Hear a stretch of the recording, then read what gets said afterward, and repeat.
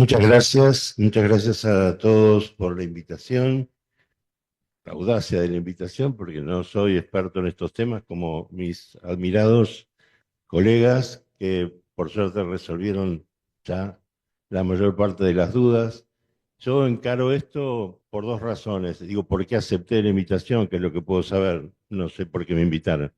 Eh, claro, porque sí, el tema de los créditos, o lo que ahora viene a ser el tema de los créditos, es una política pública que me interesó siempre, sobre la que estuve involucrado, y también porque me tocó participar por pedido o invitación del entonces presidente de la Comisión de Asuntos Académicos del CIN, en la comisión que fue negociando y redactando las distintas, muchas versiones que tuvo esta resolución y otras que se publicaron, ustedes se acuerdan, se aprobaron en noviembre de 2023 en su primera este, versión. Ahora, dos de esas resoluciones tienen un borrador, bueno, no es un borrador porque está aprobado por el Consejo de Universidades, los acuerdos del Consejo de Universidades están protocolizados, no publicados en la web, uno los puede conseguir, de hecho los tengo, pero no están publicados en la web todavía, eh, aunque ya correspondería porque son, bueno, desde 2023 no se publica nada del Consejo de Universidades en la web. Y además también circula, también así no oficialmente, el borrador de la resolución que firmaría la ministra de Capital Humano, con lo cual nos sacamos la duda de quién firmaría, porque también era esta otra cosa, no se sabía las resoluciones del Consejo de Universidades, si las firmaría el secretario Torrendel, o el secretario, digamos, en este nuevo esquema de ministerio diezmado, o la ministra de Capital Humano. Bueno, los proyectos de resolución están hechos para la firma de la ministra de Capital Humano, pero todavía no están firmados. Ahí hay modificaciones, como se dijo recién, después voy a comentar eso. Pero bueno, para mí, en el fondo de todo esto, de toda esta cuestión de lo que ahora viene a ser un sistema de crédito, pero como bien dijo Daniel, tuvo antecedentes y viene siendo un tema de la política universitaria y de las políticas institucionales de muchas universidades desde la recuperación de la democracia, está una paradoja del sistema universitario argentino que a mí siempre me llamó mucho la atención y cuyos efectos me ha tocado ver en muchas personas, incluso muy cercanas a mí, los malos efectos, ¿no? Entonces tenemos, por un lado, una gran autonomía académica para formular planes de estudio. Casi diría que si sacamos la incorporación del artículo 43 de la Ley de Educación Superior, que estableció que hubiera contenidos mínimos para las carreras que se inscriben en ese régimen, hasta ese momento era para todas las carreras absoluta la libertad que las universidades tenían para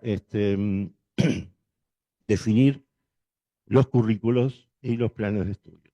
Bien, una autonomía que implica un principio subyacente, que pensamos que hay muchas formas distintas, o por lo menos formas distintas, de formar a una misma especialidad. Yo soy profesor de letras, es decir, de humanidades, especialidad de letras, porque es así como funciona la Universidad del Sur, pero letras.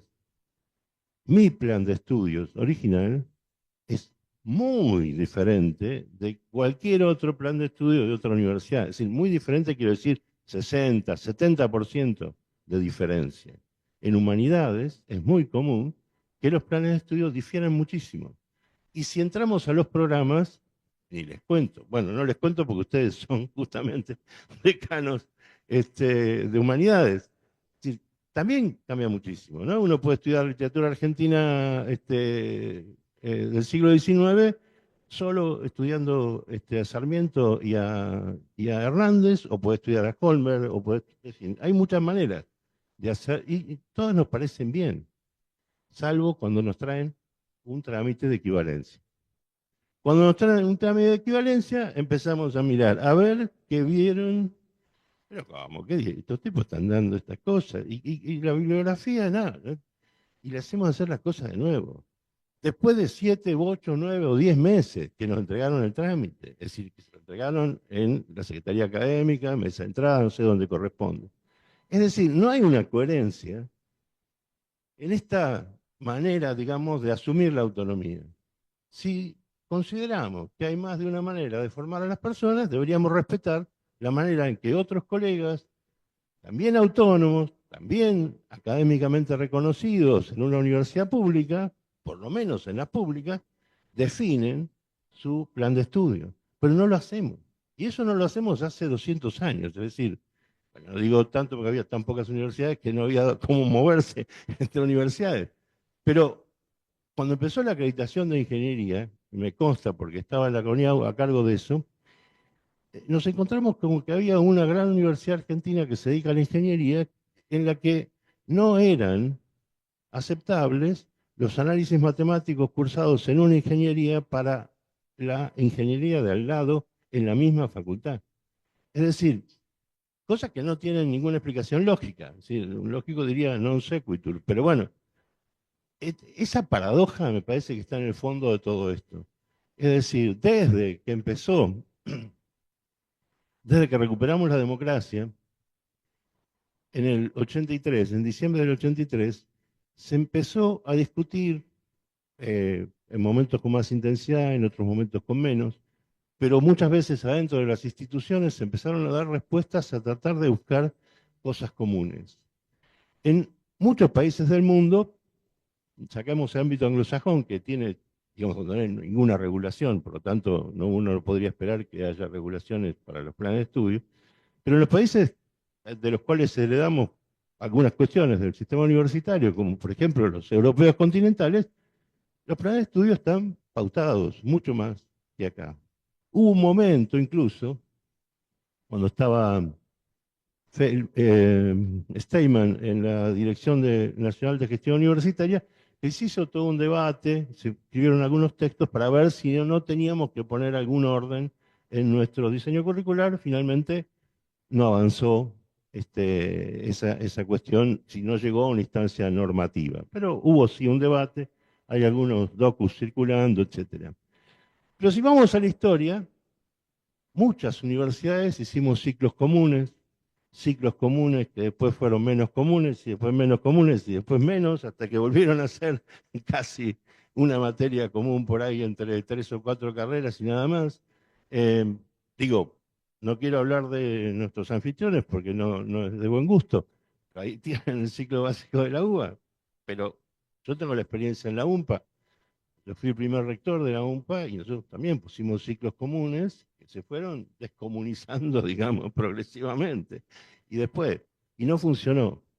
Nosotros, universidad muy periférica, empezando, tratamos muchas veces de hacer acuerdos con otras universidades de la región, con Patagonia San Juan Bosco, por ejemplo, para ver si podíamos compartir ciclos, es decir, que nuestros estudiantes hicieran una parte en nuestras pocas carreras y pudieran seguir otras carreras que no teníamos nosotros en la Universidad de la Patagonia de San Juan Bosco. No se pudo hacer. Y eso que habíamos compartido incluso carreras en algún momento, pero no se pudo hacer porque esta tradición de la fragmentación, de la autonomía, digamos, académica, convertida en tabiques institucionales, lo impedía. Entonces, a mí me parece que todas estas iniciativas, y después me tocaron algunas como funcionario, cuando me tocó estar en la CONIAU, impulsamos el hecho de que se tratara de buscar ciclos comunes en las carreras de ingeniería. Cuando pasé a la Secretaría de Políticas Universitarias en fines de 2004, creamos el programa de calidad y armamos el primer programa de apoyo a las carreras que habían pasado por acreditación. Ese programa se llamó PROMEI, el primer programa de mejoramiento de las ingenierías, eso es la sigla PROMEI, ponía mucho dinero para resolver una cantidad de cuestiones que venían advertidas en los estudios que se hacían, en las evaluaciones que se hacían en la acreditación. Y una de las cuestiones que se señalaba, bueno, había plata para favorecer la creación de ciclos básicos comunes en ingeniería. En esas materias que todo el mundo sabe que todas las ingenierías comparten. No solo todos sabemos que las comparten, sino que el CONFEDI, sería, ustedes saben, el equivalente a esta asociación para ingeniería, defiende como marca, digamos, de las ingenierías. Es decir, al punto que cuando entraron a acreditación las carreras de ingeniería en sistemas, le pusieron también 3 físicas como a las otras ingenierías, más allá de que eso era poco necesario, al parecer. Parece que ahora lo van a cambiar o lo han cambiado hace poco. Pero quiero decir, se impuso eso porque todos siempre advertimos que teníamos un problema de ahí, y ese problema no es solo un problema de diseño, sino también es un problema que tiene que ver con aspectos que ellos dos señalaron fuertemente. Esa es linda la palabra, me gusta, la tomo, Daniel, gracias por traerla de Uruguay, la navegabilidad. Es decir, hoy sabemos, ya que tenemos estadísticas nominales, que el 26-27% de nuestros estudiantes cambian de carrera entre el primero y el segundo año. Es un montón de gente que cambia de carrera. Es un montón de gente que si no tenemos una navegabilidad mínima en los primeros años, que es justamente donde es más posible hacerla, pierden tiempo de estudio, tiempo de trabajo, dinero, porque más allá de que nuestras carreras son gratis, la gente invierte plata para poder estudiar, o deja de ganarla, o tiene que gastarla para moverse, para comprar libros, para lo que fuere. Esa energía que se desperdicia en gente que sabe cosas que son útiles, digamos. Tenemos que definir cuán útiles son para una cosa u otra. Bueno, me parece que en las explicaciones que hicieron Pablo y Daniel, claramente se ve cómo bien hecho un sistema de créditos puede ayudar a eso. Después me tocó crear otra cosa, también en el ministerio, cuando estaba en la SPU con Juan Carlos Pugliese, secretario de Políticas, creamos el programa de articulación en familias de carrera, que no sé si les suena, posiblemente muchos no estaban en esa época en la gestión, pero era muy parecido a lo que después fue RTF. RTF es lo mismo, solo que con la formalización de las unidades de transferencia, pero en realidad hicimos la misma estrategia. Es decir, de hecho, Mónica Marquina, que estuvo con los RTF, estaba con nosotros en esa otra etapa. También hicimos reuniones de decanos, de profesores de las distintas facultades y se fueron poniendo de acuerdo en equivalencias automáticas. Eso tiene un problema. Primero que queda cerrado a los que hayan acordado esas equivalencias automáticas, es decir, los que participen en estos acuerdos. Segundo, que donde alguien cambia el plan de estudio, se cae su participación en el esquema. Y después tiene otro problema, que la circulación de nuestros alumnos entre carreras no es la misma que en otros países, especialmente en países europeos. Entre nosotros, la circulación entre instituciones, la mayor circulación que existe es entre egresados de institutos de educación superior no universitarios y carreras de ciclo de complementación curricular en universidades. Esa es la mayor cantidad de gente que circula de una institución a otra. Gente que ya tiene un título, bueno, todos sabemos que es un ciclo de complementación. Y la otra es de aquellas personas que de una egresados de universidad o egresados de un instituto con 4 años de estudio mínimo, o menos a veces, porque también se acepta, está mal, pero se acepta, como excepción habitual, pasan a hacer posgrados en otras universidades distintas de las que estudiaron, o, bueno, si quieren en un instituto, en una universidad. Esa es la mayor circulación. No es común que un estudiante de una universidad nuestra estudie haga parte de sus estudios en su ciudad natal, por ejemplo, o una ciudad cercana, y después se mude a otra universidad donde hay más ofertas, más propuestas formativas para continuar la carrera que realmente quiere hacer. Eso es muy poco común. En general porque el que no se mueve cuando empieza su carrera es porque no puede, y si podía en ese momento, es muy probable que 2 años después ya no pueda porque tiene, o se puso a trabajar, o está en pareja, o bueno, tiene niños o niñas. En fin, es decir, ahí aparece otra complejidad. Pero bueno, el sistema de créditos nos podría permitir una portabilidad, digamos, una navegabilidad mucho mayor. Ese me parece que es respecto de esta paradoja que digo, de los compartimentos estancos, mucho más herméticos que los del Titanic que tenemos entre nuestros planes de estudio, los créditos nos pueden servir. Esto más allá de la discusión técnica sobre cómo están formulados, ¿no? Los créditos esta vez, que me parece que ellos lo han resuelto como yo no podría hacerlo y bien, muy bien.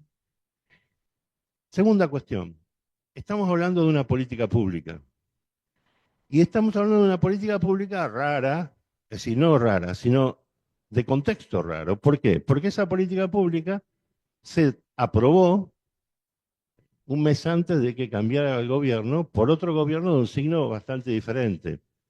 Y más allá de cualquier opinión que nos merezca el gobierno de Alberto Fernández, en temas de política universitaria, me parece que los contrastes con la política universitaria de Milei son bastante drásticos, ¿no?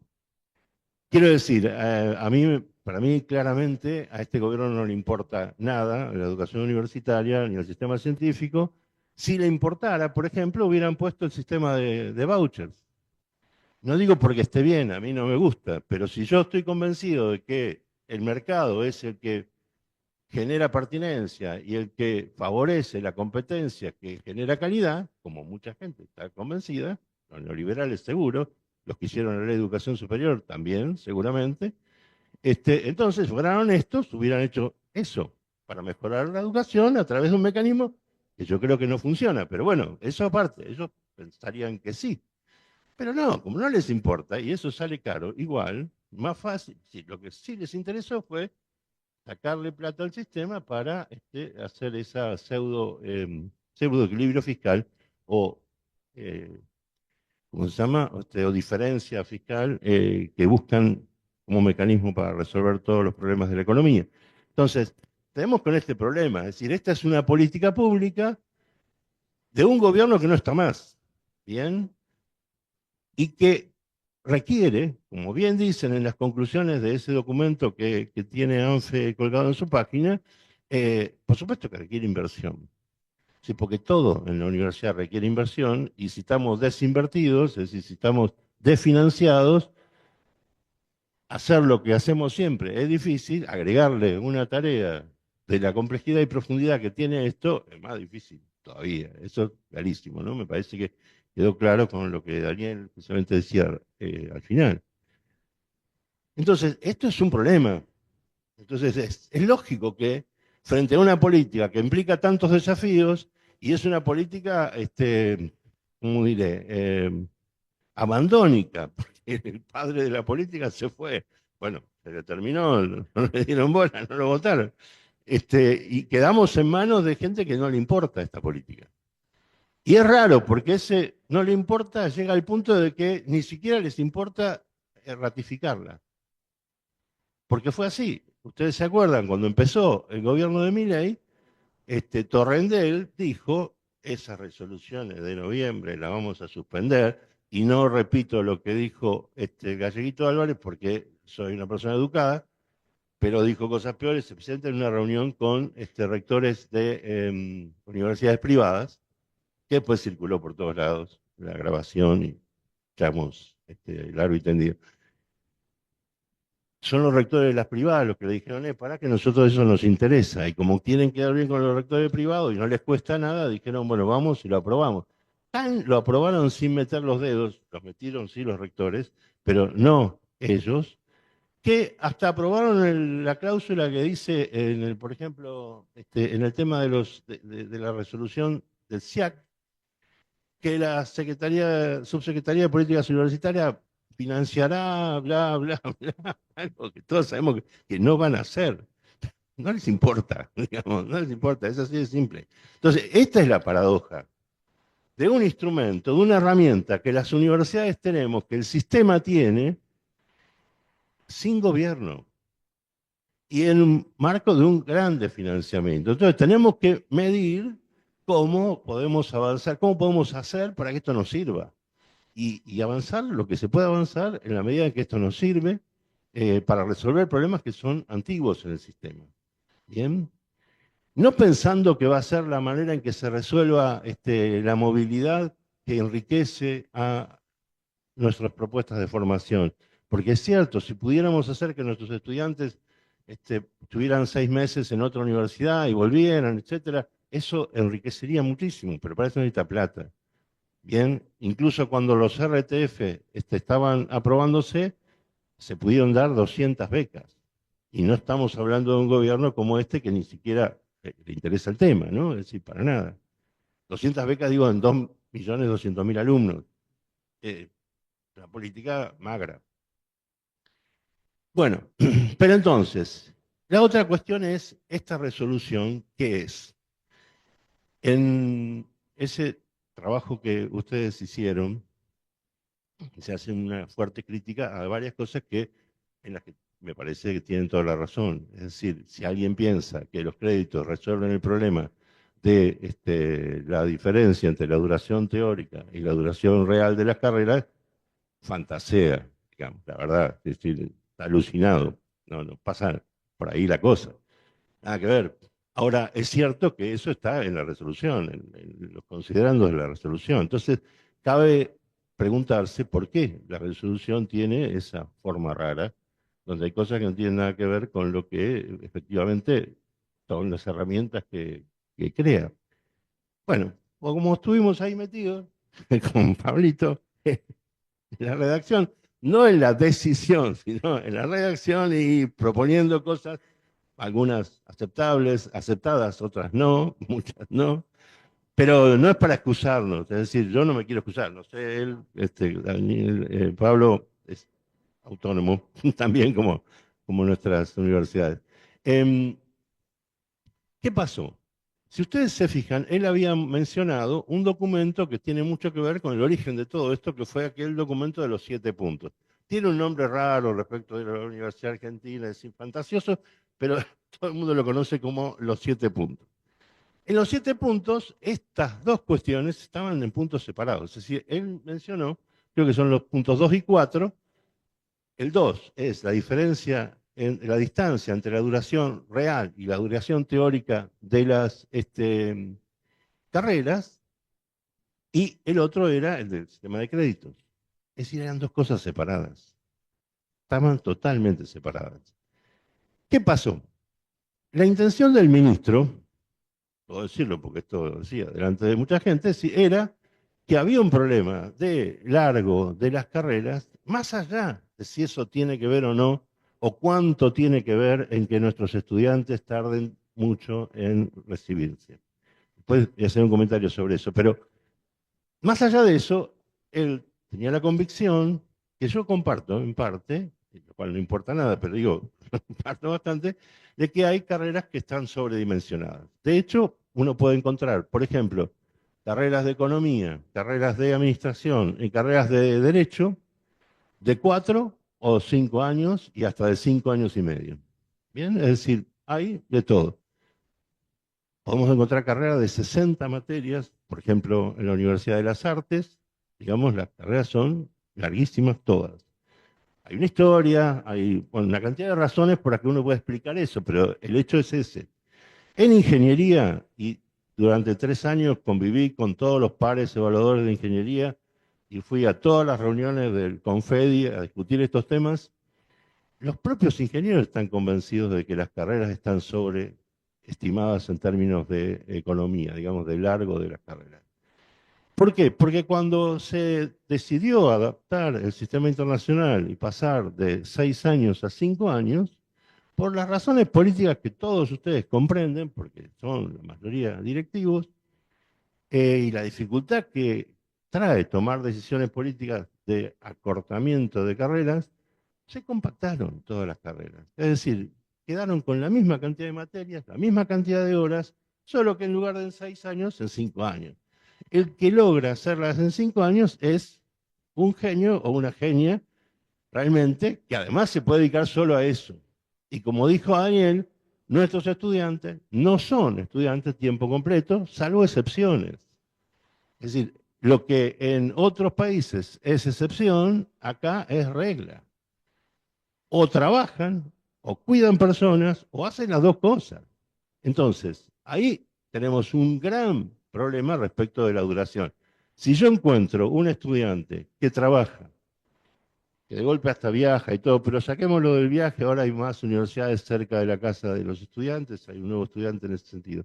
Pero si alguien trabaja 6, 7, 8 horas diarias y además estudia y se recibe una carrera de 4 años en 8 años, deberíamos darle una distinción, sinceramente, es decir, no preocuparnos. El problema es que como nuestras estadísticas no nos muestran eso, no nos muestran la dedicación de los estudiantes, entonces estamos angustiados por problemas que no tenemos. Quiero decir, hay otros que sí tenemos, y no sé si nos angustian lo suficiente, pero este tema de que un estudiante o una estudiante que trabaja tarde más del tiempo previsto en el diseño del plan de estudios para recibirse, no es un problema. Si se recibe, es algo que deberíamos ponernos contentos como universidad y felicitar al estudiante también, porque lo hemos logrado, digamos. Eso es una cosa para considerar. ¿No? Yo siempre sugiero algún modo de tunear el guaraní para que cuando un estudiante se anota en X materias del cuatrimestre, lo clasifique como tiempo completo, tiempo parcial o tiempo simple, usando esa categorización que tenemos para los cargos docentes, según la cantidad de materias respecto del plan de estudio, por cuatrimestre. Y después vamos a tener un recorrido del estudiante y vamos a saber qué anduvo haciendo, si estuvo haciendo otras cosas o no. Más allá de que también se podría actualizar el dato de este trabajo, que no está previsto actualizarlo en la mayoría de las universidades cada vez que empieza un cuatrimestre y los alumnos es cierto que es un paso más complicado, de algún modo. Pero entonces, acá se juntaron las dos cosas, ¿por qué? Porque como estaba la intención de poner mínimos más bajos, pero también de poner máximos, es decir, de poner un tope a la cantidad de horas de las carreras de grado, entonces se vio como conveniente juntar eso con los créditos, para que los créditos muestren la cantidad de trabajo que le estamos pidiendo al estudiante y al transparentar eso aparezca más aceptable este tema de que ahora bajamos el mínimo, pero también ponemos topes, digamos. Una cosa respecto de la normativa actual, la que está vigente tiene topes, 25% más del mínimo. Y el mínimo bajó en las carreras de grado a 2.100 horas. En la que está para firmarse y está aprobada, no. Ese 25% se relativiza. Es una sugerencia. Traten de no pasarse el 25%. ¿Eso por qué?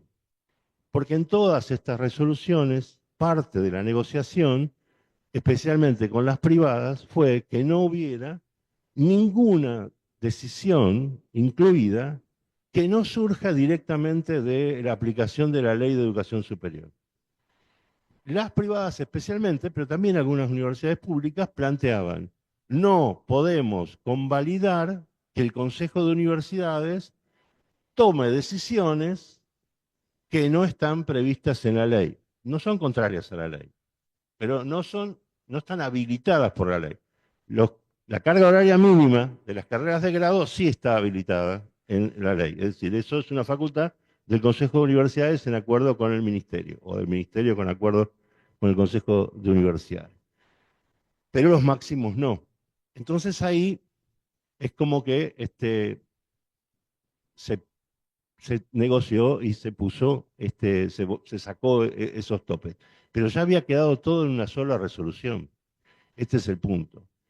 Y eso hace que, claro, toda la negociación siempre es sobre la parte resolutiva. A nadie le preocupa la parte, digamos, de fundamentos. ¿Por qué? Porque no es operativa. Entonces eso no se cambió. Y cuando uno mira las resoluciones, claro, no pega ni con cola. Es decir, lo que dice arriba no tiene que ver con lo que está abajo. lo cual es una desprolijidad muy importante. Pero recuerdo, montones de personas participaron en estas negociaciones. Quiero decir, todo el CIN, todo el club, grupos del CIN, ustedes creo que no estoy descubriendo ningún secreto si digo que el CIN tiene dos bloques. Bueno, hubo reuniones de un bloque, reuniones del otro bloque, reuniones de todos juntos, reuniones de los que representan a unos y otros. En el club también tienen sectores, tienen mayorías y minorías que disputan cuestiones eh, y son bravos. Incluso para algunas cuestiones hubo la amenaza de que iban a ir a la justicia si salía como estaba previsto. Y hubo todo. Entonces, ¿qué pasa? En esa mezcla no pretendan que salga algo perfecto. No, no sale perfecto. Y se negoció hasta el último día, ahí al lado, en la oficinita que está al lado de el salón, no, el salón del consejo, del Vera Peñalosa, ahí, viste, es decir, redactando así, uno que escribía y, viste, no, pero acá no, no, de ese modo no, y ir para allá y volver. No, che, dicen que, bueno, una cosa, ahí estamos, esto es lo que hay. Pero les cuento la historia para que desdramaticemos o nos preocupemos, qué sé yo. Pero después de todo, es como funciona una democracia. Y hay que tener en cuenta otra cosa. Todas estas decisiones, salvo lo de el mínimo, son facultades del ministerio, que podrían no haberse discutido con el Consejo de Universidades.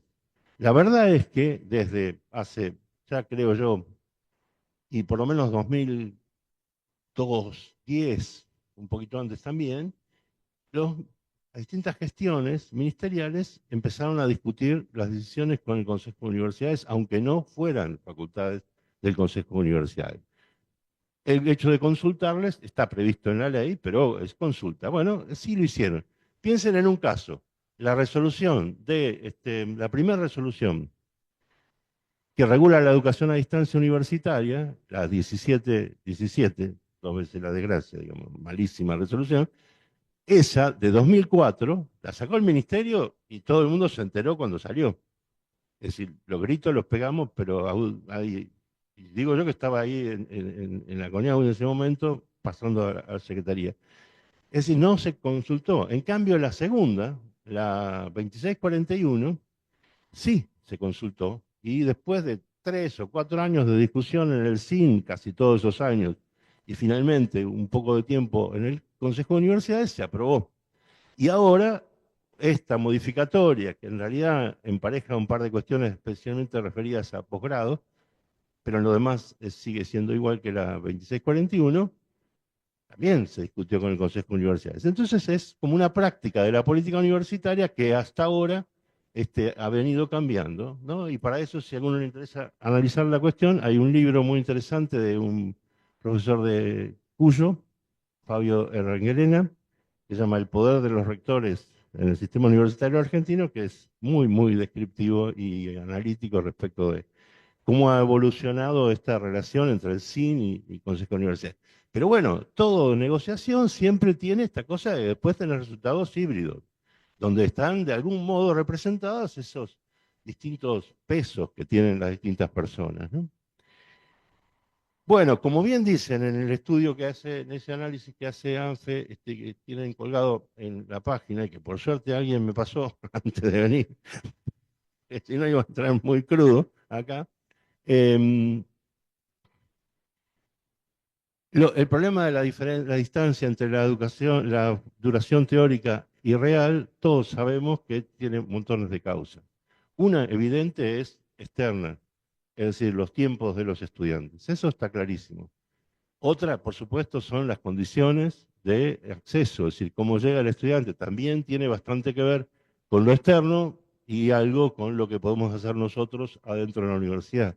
Y después también con todas las herramientas que ahí se mencionan que la universidad tiene o que ha puesto a los dispositivos que las universidades han puesto en juego para tratar de acompañar los trayectos, etcétera. Es decir, obviamente no se resuelve acortando la duración teórica de la carrera.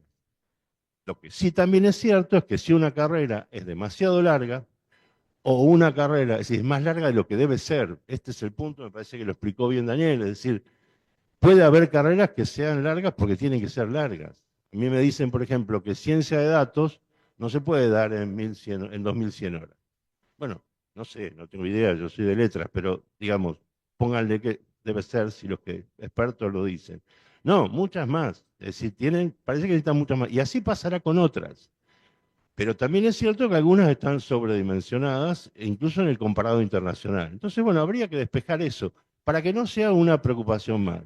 Pero lo que sí es más grave para el rendimiento y el éxito de los estudiantes es si la carga que le ponemos por semana es excesiva. En los ejemplos que pusieron ellos se vio, especialmente Pablo, se vio claramente, si yo tengo 60 horas de trabajo total del estudiante, más allá de que podamos tener, qué sé yo, para cada estudiante una diferencia, un poco más, un poco menos en ese tiempo de trabajo autónomo, que no es autónomo del todo, por supuesto, pero que fuera del aula. Eh, y bueno, tendríamos que pagarle horas extras, digamos. Si está por encima de lo que se permite que alguien trabaje sin que le paguen horas extras en la semana. Ni hablar que además trabaja o tiene otras ocupaciones, pero si incluso es dedicación exclusiva, está sobrecargado. Entonces, a mí me parece que hay dos cosas que me interesan mucho de los créditos, que nos pueden, tres cosas en realidad, que nos pueden ayudar, que ya las mencionaron ellos.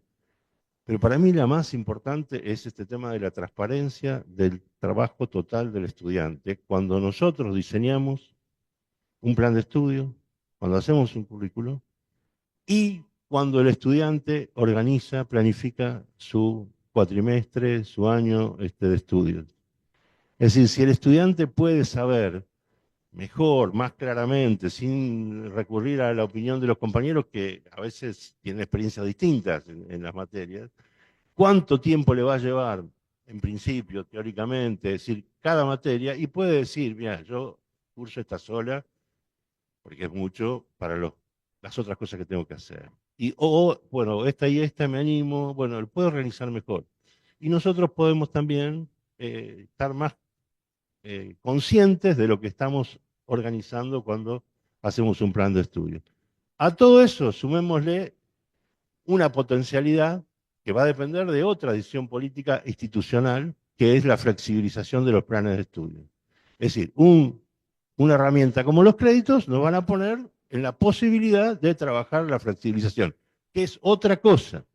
Como bien dijeron, creo que Pablo y Daniel especialmente, así que es otra cuestión, pero la herramienta de los créditos nos lo va a permitir, ¿no? Entonces, porque permite modular los currículos. Nada más. Bueno, gracias.